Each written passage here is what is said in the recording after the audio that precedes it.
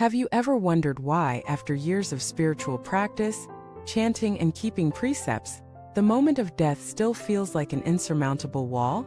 Have you quietly asked yourself, if I still have attachments, will I be able to leave peacefully? Welcome back to the channel, my friend. Today we're diving into a topic that is both sobering and deeply relevant: letting go. From the Buddhist perspective, being reborn in the Pure Land is not difficult in itself, because the vows of Amitabha Buddha embrace all beings who sincerely wish to be reborn there. But the real stumbling block isn't the distance to that Pure Land, it's the single thought of "I can't let go" at the moment of death. That one thought can be anything: a clinging to family, an obsession with wealth, an attachment to status, even a sentimental bond with your own body. Letting go is hard because over the course of life we lock our hearts with countless chains. In youth, we lock them for career ambitions in middle age, for family responsibilities in later years, for preserving comfort and security. By the end, the gate of the heart is fastened with so many locks that the soul hesitates at the threshold, unwilling to leave what it cannot keep. Buddhist teachings emphasize the final thought at death. If that thought is pure and focused on rebirth in the Pure Land, rebirth happens. But if that thought is tangled with attachments, it pulls us back into the cycles of birth and death. Why is it so hard to let go? Because self-clinging tells us these things are mine: my house, my loved ones, my achievements, my reputation, my memories, even my suffering. The sense of mine is so convincing that separation feels like annihilation. Yet, in truth, all these things are temporary gatherings of causes and conditions. The body ages. Houses are sold or demolished. Relationships change with time, distance, and circumstance. Thoughts and beliefs evolve over the years. None of these are permanent, so why cling as though they could be? And still, knowing this in theory is easy, living it is hard. That is why the wise prepare early. Letting go at the final moment begins with small, deliberate releases now. It means closing the book on finished chapters without rereading them endlessly. It means receiving blessings with gratitude, but without immediately fearing their loss. It means blessing those who leave rather than resenting them.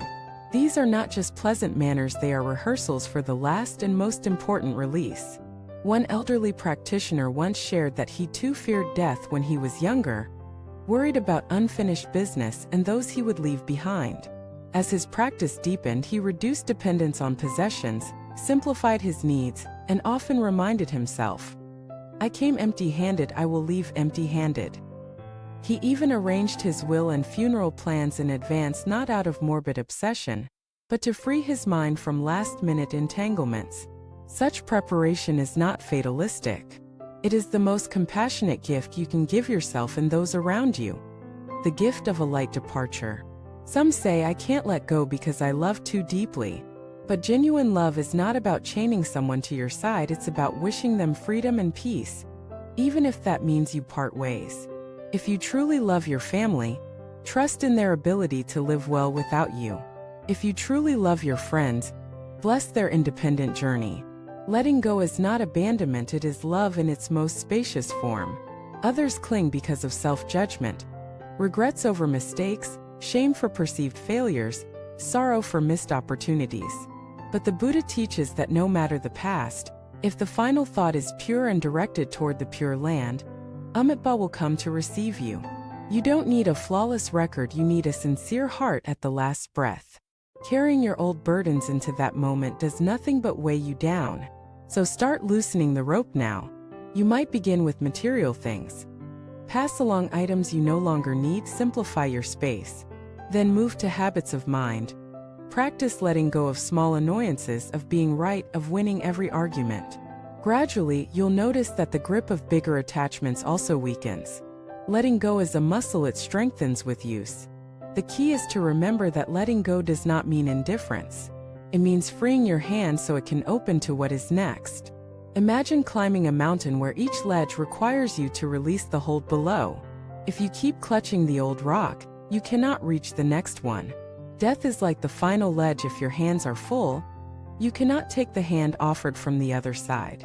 For practitioners, the daily recitation of Amitabha's name, or the Pure Land Sutras, is not just a devotional act, it is a way to align the mind with the path home. Each time you chant, you are rehearsing the final thought you wish to have.